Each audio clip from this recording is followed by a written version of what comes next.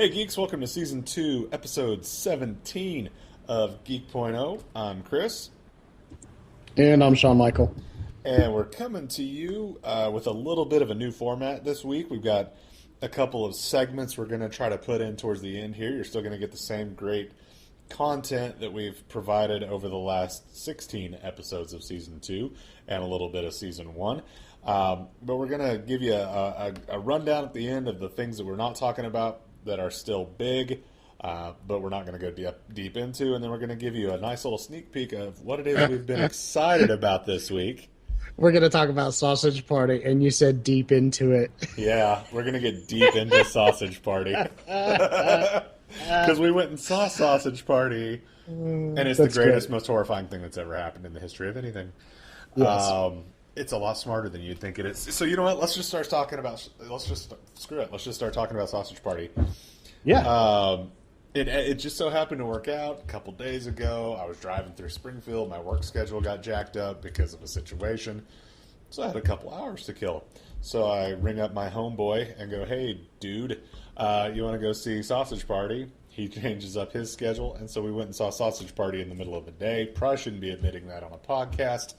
It's all good. But that's what happened. We went to a movie in the middle of a day on a Tuesday because we're both responsible adults that can do what we want. And, dude, I was blown away by this movie. I mean, where were you at? I mean, I know you liked it too, but what'd you think of it? I mean, for lack of better terms, I had no idea that dick and fart humor could be so highbrow. Yeah, right? Yeah. It was incredibly well done. It was incredibly smart, and it addressed. The movie wasn't just dick and fart jokes. It was smart, and it addressed a lot of social topics. I mean, It did. It talked about religion. It talked about homosexuality. It talked about the Israel and Palestine conflict. It talked about alcoholism. It talked about douchebags. It blew my mind where they went with this movie because there was none of that in the trailers. In the trailers, it was just ha ha ha. Cartoon food is cussing. You know what I mean? Right. And I think unfortunately that there's going to be a segment of the review population and viewers who are going to go to this not fully informed, or maybe because they don't know who Seth Rogen and Evan Goldberg are. And James Franco are. Oh, the whole crew's there, dude. Yeah, the entire crew. But I think there's a segment of the population who's going to go in and it's going to open up and they're going to start talking and they're going to be immediately offended. And they're not going to be able to see. They won't be able to see past that, and they'll just see it as trash, gutter trash. Yeah. You hit the nail on the head. Wow, this film is. I gotta say it, man. This is maybe a step away from NC-17. This was truly one of the most offensively crass movies I've ever seen in my life. Especially the last 2.5 or so. Well, not very last 2.5 minutes, yes, but right before the last 2.5. Oh my gosh. Yeah, and I mean, with a history of Richard Pryor and Robin Williams and Bob Saget, there. And the Aristocrats. Yeah. There are so many things out there that I could use as benchmarks for foul and disgusting, and this movie topped all of them. But what's crazy about it is there is so much, sexual orientation allegory, social allegory, religious. Yep. It's just political. There is so many topics, and what's funny is no one is safe. No one is safe. And as a matter of fact, I think the only community that really didn't get hammered too hard was the African American community. I could only spot one dig in the entire thing. Like, the entire movie was just jam-packed with references. And there were so many stereotypes and beyond belief. Yeah. And I told you I wanted to go back and see it again with a notepad just to see if I could catch all of them in and write them down. There's just so much to see. When we parted ways after the movie, I mean, the instant I walked my fat butt up the 4 flights of stairs to get to my truck in the parking garage because the elevator smelled like piss and I wasn't going to take it again because downtown Springfield. The instant I got to my truck, I called my other friend, my buddy in Illinois, and said, "Look, dude, you have to go see this movie tonight." I would have, if someone had stopped me on the sidewalk and said, "Hey, do you want to go see it again?" I would have turned right around and walked right back into the theater and watched it again. I loved it. And you could have easily, and I think this kind of bugs me in a way, and I'll put this to you, the crassness of it did overshadow an interesting message and an interesting storyline about faith and what we believe in and believing in God and what happens in the afterlife. And I feel like that message is going to get lost on people because there's a sausage saying the F word. I get you. You know what I mean? Yeah, I was going to say, like, I was trying to put my finger on, as I was leaving and driving home, I was thinking about, when Missy came home and I told her I went to see it, because I knew she wouldn't have any interest in seeing it, like how I would describe this movie. And I would definitely say that aside from its crassness, this movie ultimately is about identity. Yeah. And how we identify with our station in life. And so, I mean, this movie is about sexual identity, about religious identity, our sense of self. What are we here for? What is our purpose? And they use these allegories, with the food. They use these characters of varying types of foods and their belief systems to try to question that. And I mean, the ultimate message in this movie is do you just take what's put in front of you as verbatim and just follow it blindly, and then just follow it to possibly your death or not, And when is it not okay to question the establishment? Why is it not okay to say, wait a second, just because someone says it doesn't necessarily mean I believe it, or just because it's a tale that's been told for so long that's exactly how I feel. Yep. And it doesn't necessarily, and what I loved about it is it never once does because you brought up the religious issue, the faith issue. I never got the feeling, and all the time that it's doing the heavy questioning, that it tried to prove any of that false or call it wrong. Right. What it did was encourage people to think for themselves. Yep. The entire concept and message there is question your surroundings, question everything. Yeah. Take an active interest in thinking about something instead of just following, the crowd at chow time, so to speak. Yeah. So it's a very interesting concept. Yeah. And I think you're right. I do think there is the way they did it, there was in the intent to make sure the humor was there. I think that the dick and fart joke humor and the food porn will overcome just a bit of that message. The literal food porn. The literal food porn.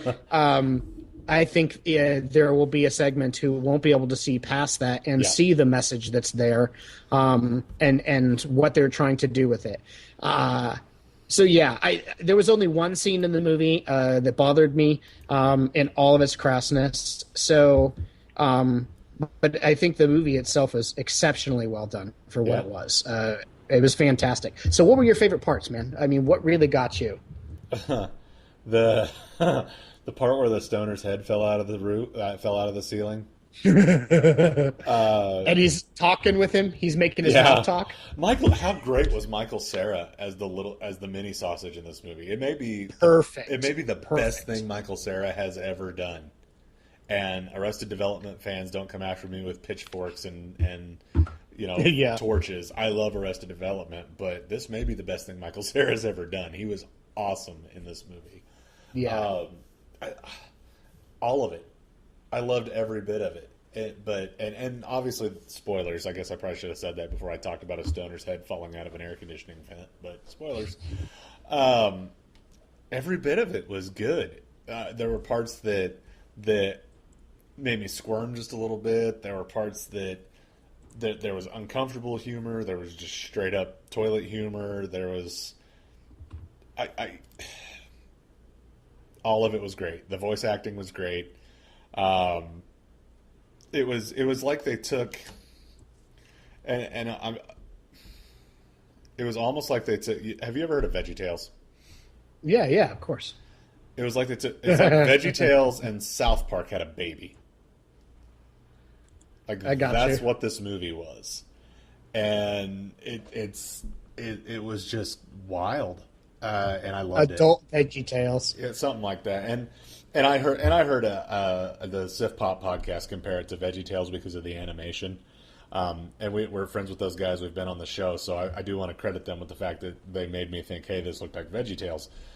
But it had a wit and a thought process behind it that if you would have said that Trey Parker and Matt Stone had written this instead of Seth Rogen and Evan Goldberg, I would have bought a hook, line, and sinker because it felt right up those guys' alleys.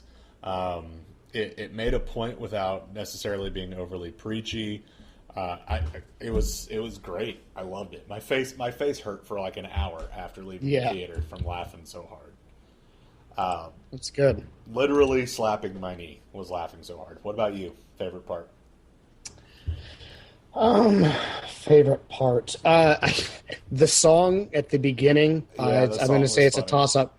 The song, it completely set the tone for the movie. And let you know what you're in for. Yeah. But the fact that they took and did it with a musical piece, I thought was genius. Yeah. And then for me, the last 2 minutes of the movie were. My gosh. Before the last epilogue, 4 minutes of the movie. The epilogue. Yes, before the epilogue. The literal food orgy. Because it was like an encapsulation of the build-up from this entire movie. Right. And I mean, since here's the deal, guys. You should know, unless we tell you, we're going to try to not give any details. You should assume everything we say is going to be spoilered, filled with spoilers. It's hard to talk about a movie like this and not do spoilers. Yeah. But the food orgy is there is so much sexual tension in this movie, and what's great about it is in a non-offensive way. There is such a deep undercurrent of gay sexual tension between so many of the characters in this movie. It's not even funny. And when you get to the end and it all culminates, it turns into quite possibly one of the most enjoyable orgies to watch I could possibly imagine. It's better than actual porn. It's just pure fantasticness because it's insane. Ludicrous. Yeah, and it was really well done. And so between I'd say the beginning and the ending were the absolute best parts for me because of the way they set all of that up and finished it off. Yeah, yes. The way it all came together. Phrasing. There you go. So obviously we both give Sausage Party 2 thumbs up. It absolutely. Is there anything you didn't like in the movie?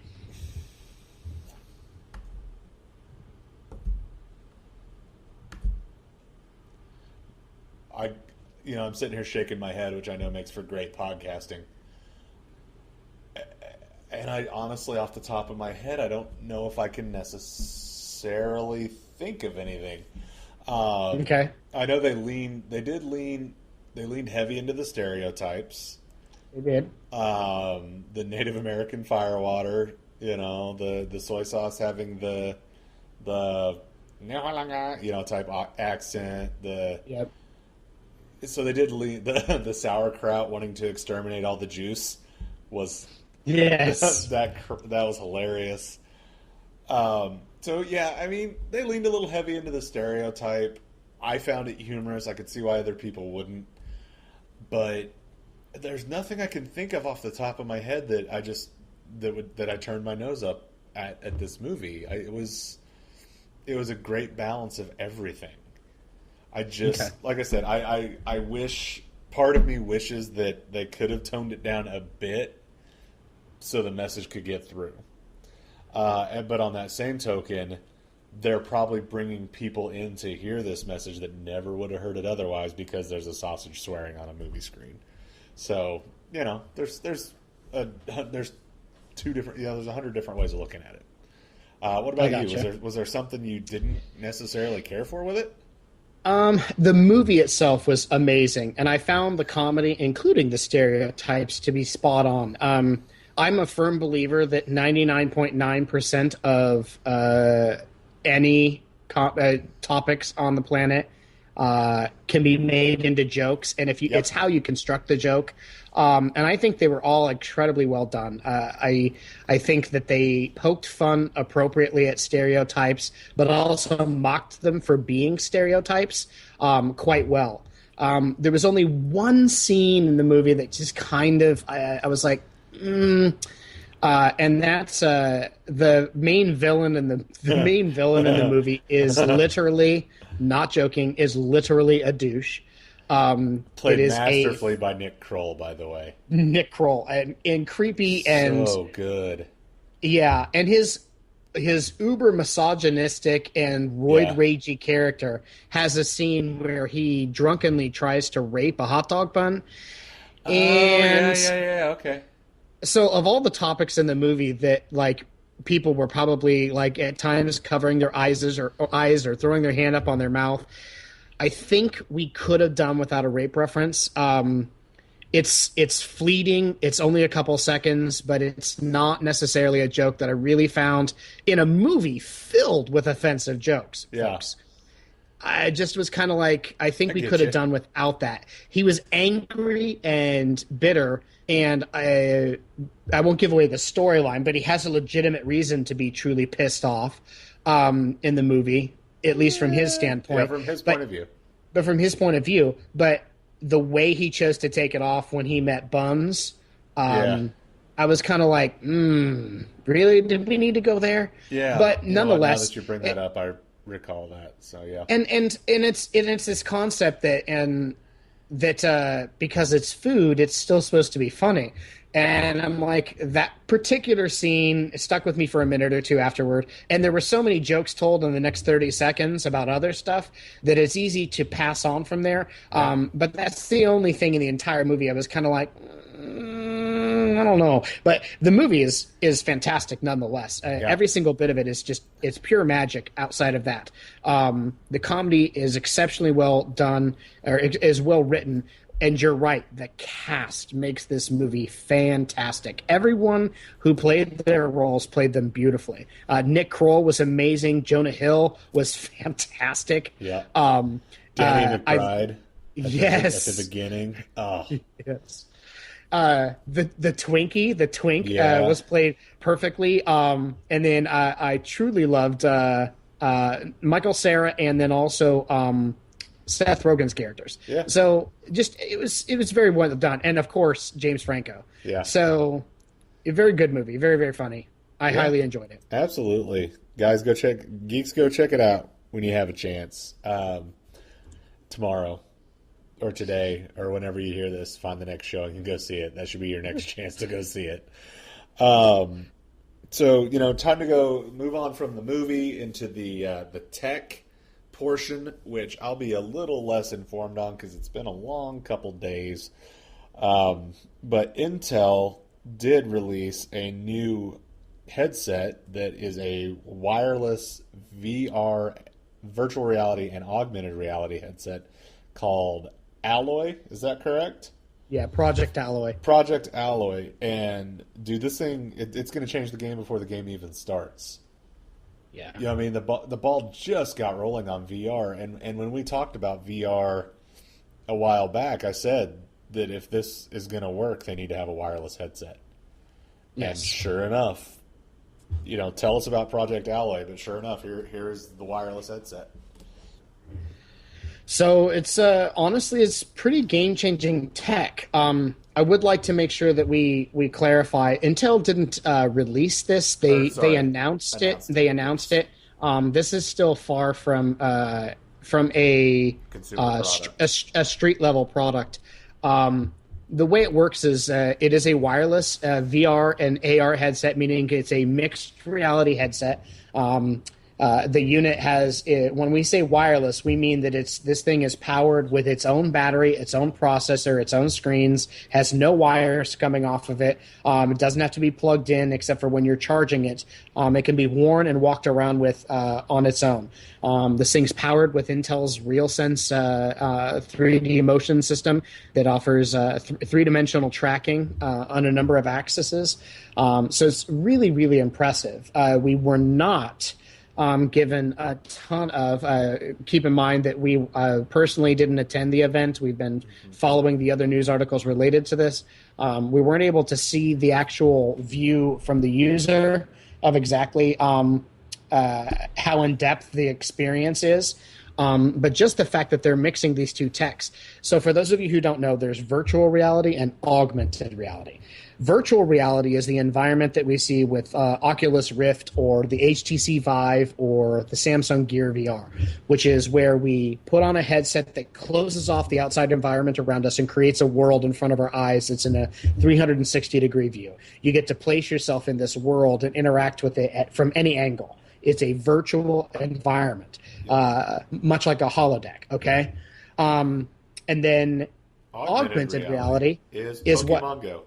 is what Google Glass was, and what Pokemon Go is. If for those of us who've seen Minority Report or the Terminator is the best example I can think of for the layperson. That overlay that he sees where he can see the real world, but he has real-time data feeding about what he's seeing, that's augmented reality. What that is you can see the world around you, but there's an overlay over it where you can actually see these things popping up in information. So both of these techs are competing for market share up until now. And Intel decided it shouldn't be a battle between which tech is better, VR or AR. They're both incredibly useful tech. And to put it in a way that would make sense to people, for example, picture a doctor who's able to wear a headset over his face or a augmented reality headset where he can look at your organs but receive real-time data right in front of his eyes without having to look away at exactly what's going on. Things like blood pressure or constriction of vessels, things like that. Or something that actually projects onto what he's seeing, ways to get through and around what he needs to without damaging other organs. Yeah. The potential here for life tech is even more compelling than the gaming side of it. So, but back to Project Alloy, it's really, really cool. But this thing is not just your run-of-the-mill. This is not a knockoff of the Gear VR, folks. This is a standalone headset powered by an Intel Core i7 processor. This is a powerful piece of hardware. No way to shake a stick at it. I have questions. It's more powerful than my laptop. Indeed it is. And there are some questions that still remain to be seen. This is a reference design, and for those of you who don't know, what a reference design means is that they are building this design with the intent of potentially allowing other manufacturers to build their own headsets using this design as a license. So Intel may end up licensing this tech to other companies for them to build their own versions of Alloy. That remains to be seen. So standalone headset with its own battery power, with an incredibly powerful processor that combines both VR and AR and 3D environments. Very, very, very compelling stuff. And what makes this really cool is normally when we see this tech, and Chris can attest to this, it's almost on the verge of being vaporware. You know, we get to see it, and it's like, hey, this would be cool. For example, Microsoft's HoloLens. Yeah. We got to see HoloLens almost 2 years ago, okay? And then after they showed it, they're like, isn't that the coolest thing ever? By the way, take a look for this thing. You should see it around 2019. Yeah. This is not the case with Alloy. In combination, just shortly after Intel announced Alloy, Microsoft announced that every Windows 10 capable or Windows 10 PC as of next year, every Windows 10 PC will support Windows Holographic. Yep. So if you've seen Minority Report, you know just about everything you need to know. basically Windows Holographic will allow you to use it's like what? It's like being Tony Stark. It's like Iron Man. Yes, Iron Man. Yeah, much better example. Well, I mean, you can throw Windows. It's from this decade, so. Man, now I feel old. You should. So yeah, you can pick up windows and toss them onto the wall and expand them with just hand motions. You can sit on the couch with this headset on and throw a browser up on the wall or up on the ceiling, laying in bed, and work on stuff. Very compelling, interesting, concept for how to interact and engage with the Windows environment. And it sounds like space age, future age stuff, but with tech like this, Microsoft aims to have this rolled out, and they didn't speculate. They weren't like, we plan on, getting some demos rolled out or anything like that. No, they flat out said Windows 10 PCs, all of them will be capable of Windows Holographic if you've got a AR or VR headset. So powerful stuff. Which is very interesting because you wouldn't think a base model Windows 10 laptop would have the capability to push VR or AR for that. Maybe AR, but not VR for darn sure. You know what I mean? Well, and what's really cool about this is obviously Microsoft and Intel know something that the rest of us don't, because they didn't just say that this would work. And you made a really valid point, Chris. They didn't just say this will work with your Alienware or your Dell super systems that are $1,700. They said Windows Holographic will work with PCs as demure as the Intel Nook.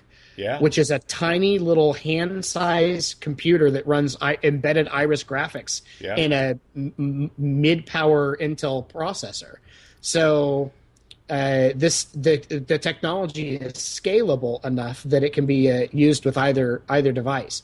And keep in mind, the tech that we're all seeing, everyone knows about the Oculus Rift. Everyone knows about the HTC Vive. The reason those headsets are using super powerful computers is because 99.9% of the stuff they're doing with them is gaming. Yeah. And gaming requires super rich environments with tons of textures. This is going to be a different thing. It's individual windows being projected up onto an existing surface. So the necessity of super graphics power is not necessarily there. It just needs to have a headset with the technological capability of creating the image. And after that, it's the PC's job to do most of the heavy lifting. Yep. So it'll be interesting to see how this plays out. And I'll say this, the only other thing I have concern with Project Alloy specifically is how they're going to handle the heat coming off of an i7 processor. That's what I was saying earlier. Inch away from your head. Yeah. That makes me nervous because my phone gets hot, and it sure as heck ain't running an i7.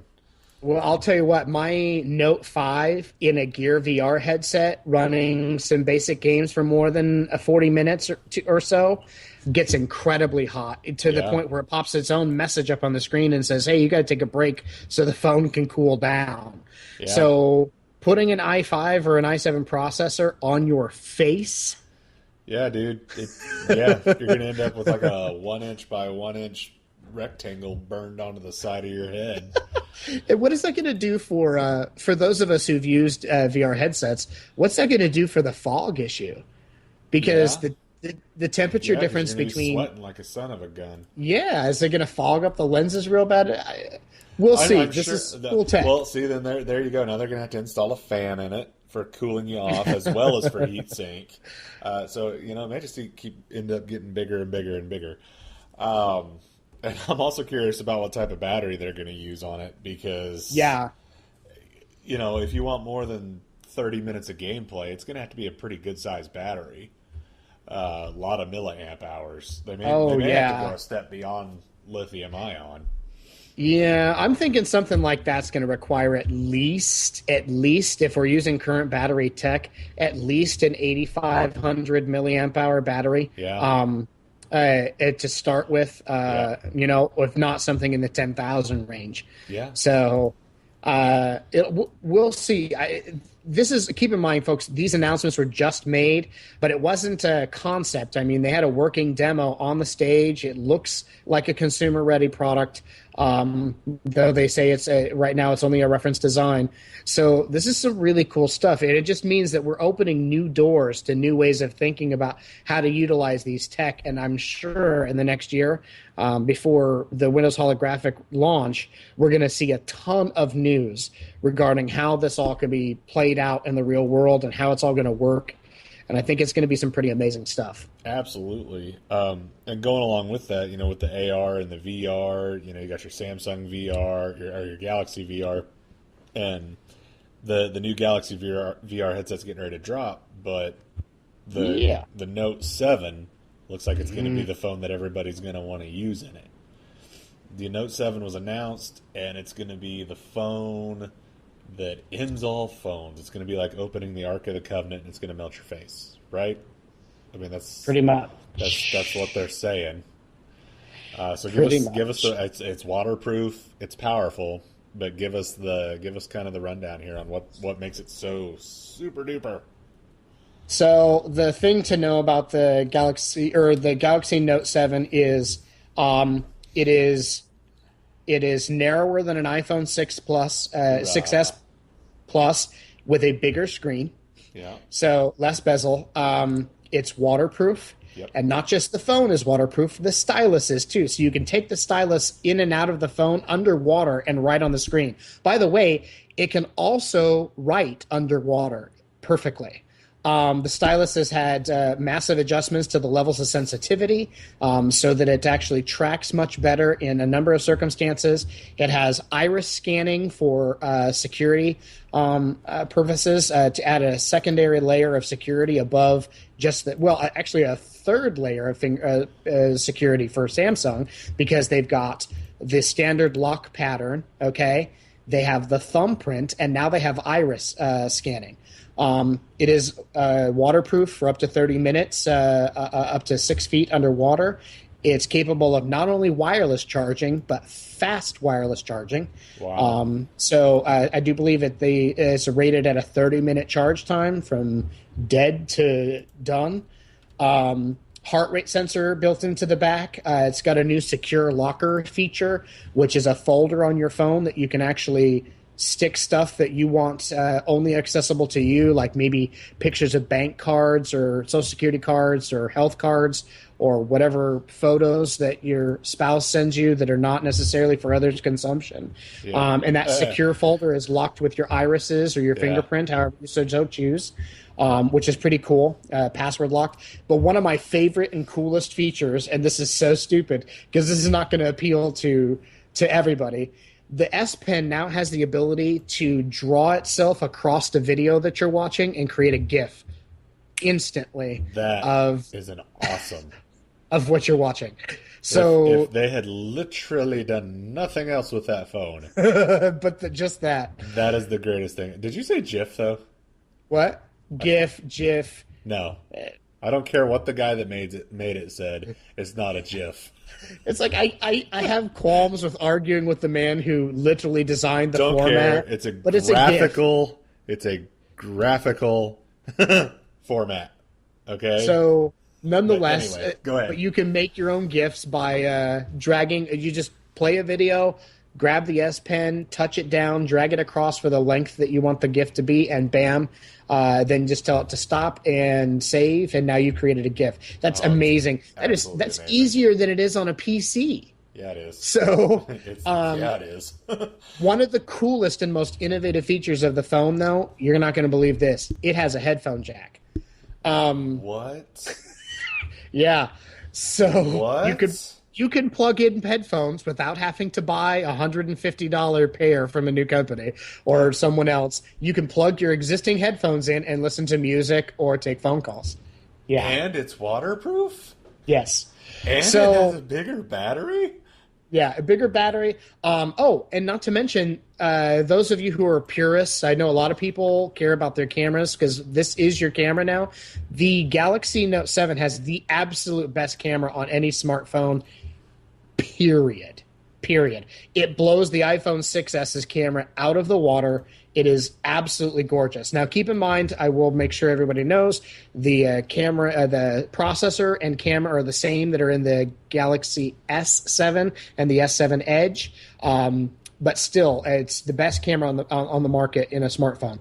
And expandable SD storage, folks. And for the people who pre-order, just a little tidbit for those of you who don't know, a certain number, Samsung is not said. It's just a limited time offer. When you pre-order or buy the Note 7, you'll get a free 256 gigabyte card with it. What? Tim Cook took notes. Yeah. Samsung is obviously looking to stick it to Apple. They released this before the iPhone launch. They wanted to make sure that Apple knew they were here to stay. We haven't touched the phone yet, folks. All of this has been off of what we've read and seen, but I have read probably close to 40 reviews now, and the general consensus is not only is this the best Android phone ever made, period, it may be right now the absolute best phone on the market when it launches in 2 days. And in addition, it's got an incredibly premium feel to it. It's incredibly well designed and built, which is great for me to hear as a Samsung fan because I listened for years and I lamented for years as Apple made metal and glass phones and Samsung was still trying to get you to pay $750 for a piece of plastic. So this is a solid piece of hardware that is just class leading in every area, and it drops on the 19th is when it hits. So get your pre-orders in while you can, folks. It's available on all the major carriers. So T-Mobile, Sprint. Is Sprint still a network? Yeah, I just put my wife back on Sprint. Okay. Because it was significantly cheaper than Verizon. So like 25% cheaper than Verizon. That's some savings right there. Well, shoot, dude. I was able to get her a Galaxy S7, and by no means does Sprint sponsor this podcast, but I'm just throwing this out there. I had her a Galaxy S6 with data and the phone rental, $84 a month on Verizon. Went and got her a Galaxy S7, same data, $61 a month. Okay, yeah, it's a solid savings right there. So it's a car payment throughout the year. So I'd have been nuts not to do it. Yeah. So anyway, 90% of the time her data's on Wi-Fi anyway. So because she's stay-at-home mom, so it makes sense to go back to Sprint for her. So that's kind of our topics we're going to go in depth on. We're going to introduce a new segment here, the Week in Geek.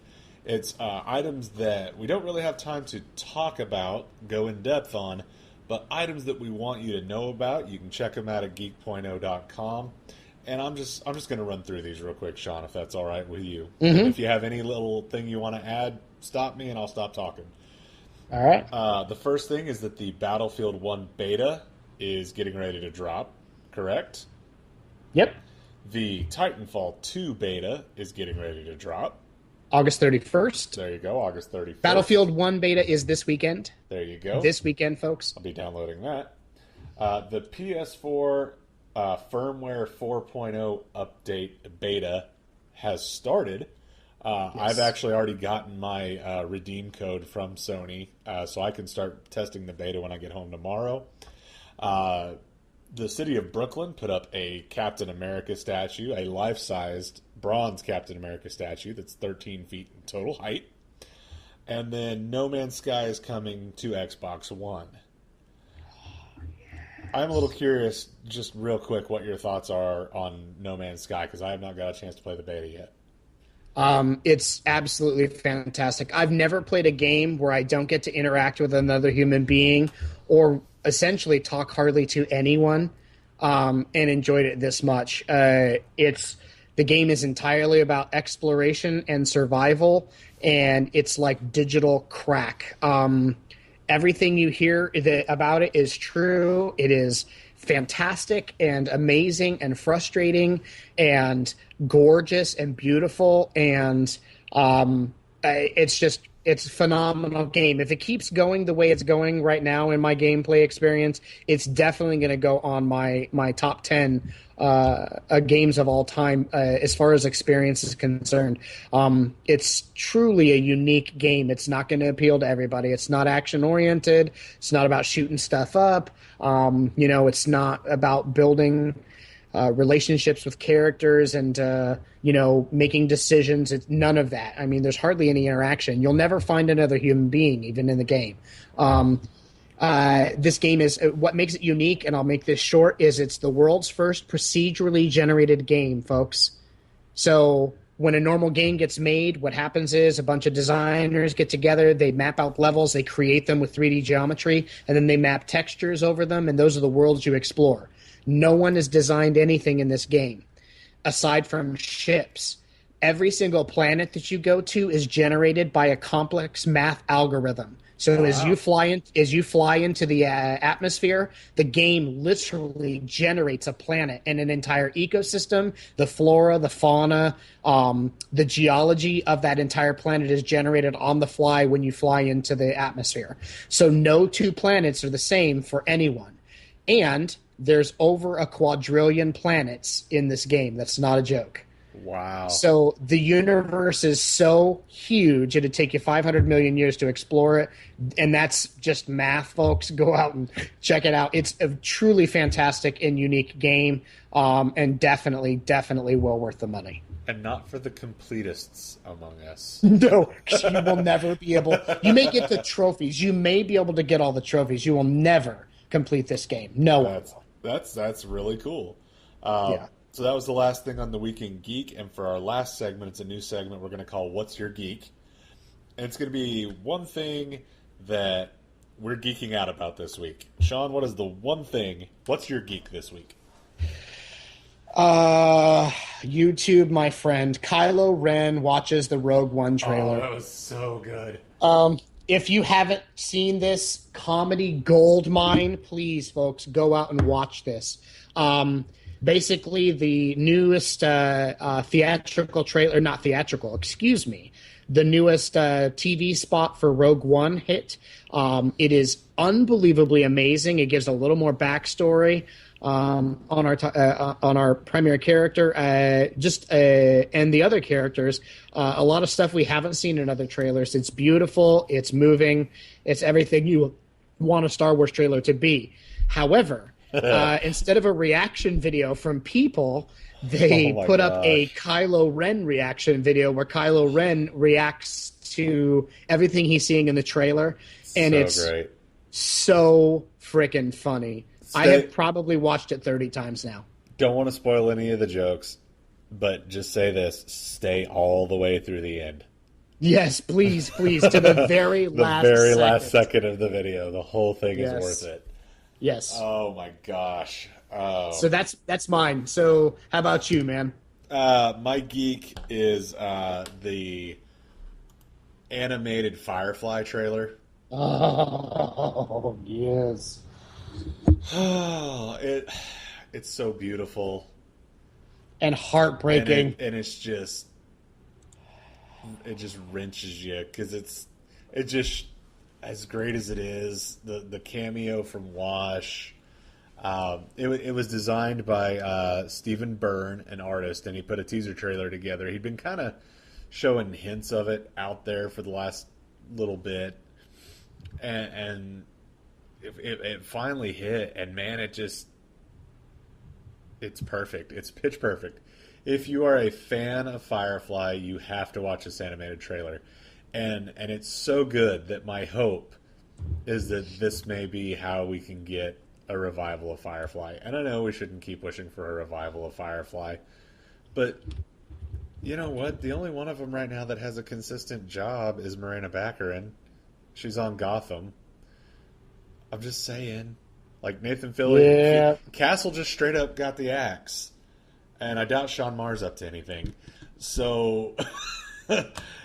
You know, they could record a season of Firefly cartoons in a week or two, and still be opened up for the other 50 weeks of the year to go do, actual things that, I want this to be a thing. Oh yeah, it was so cool. So that's where I'm at on it. That's my geek this week.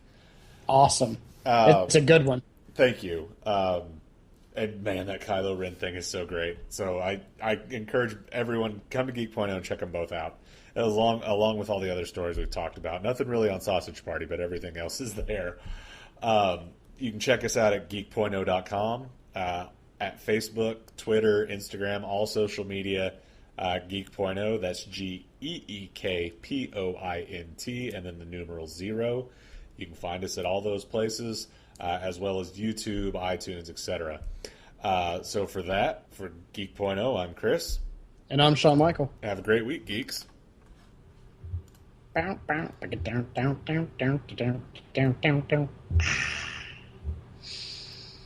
I'll shut off the recording. I was literally like holding my finger on off. Like I clicked fantastic. And you started doing that. And I'm like, I'm just going to keep holding that. That's great.